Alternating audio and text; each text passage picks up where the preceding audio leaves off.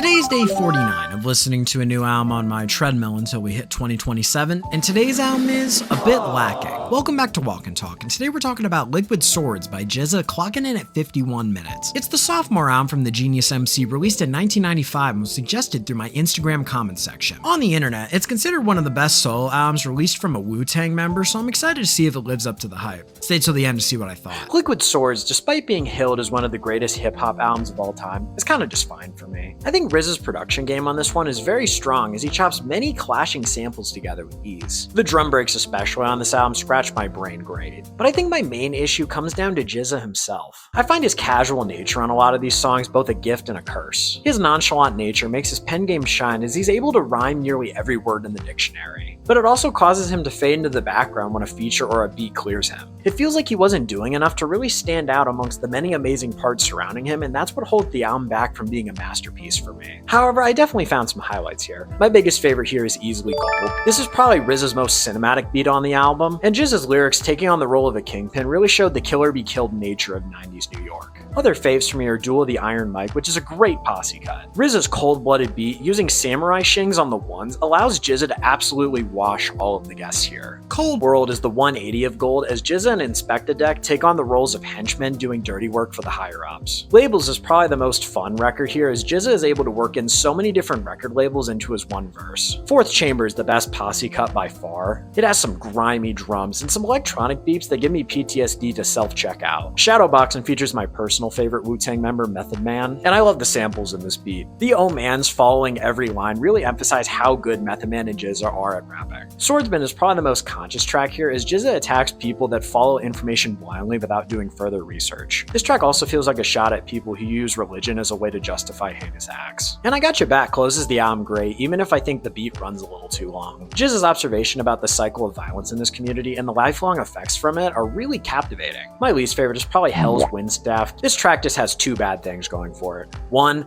a minute and a half long skit, and two, a really goofy synthesizer melody. Both combined just make me not want to come back to this one. Overall, I'm feeling a soft 7 on this one. GZA's lyrical prowess is second to none, but when he's paired against more passionate rappers and wilder beats, I feel like he fades into the background. It's sad because I feel like he should be shining more than he does. Welcome results are coming to you right now. Make sure to like, follow, and comment any albums you want me to do in March or anything I might have missed from this record, and I will see you all for day 50!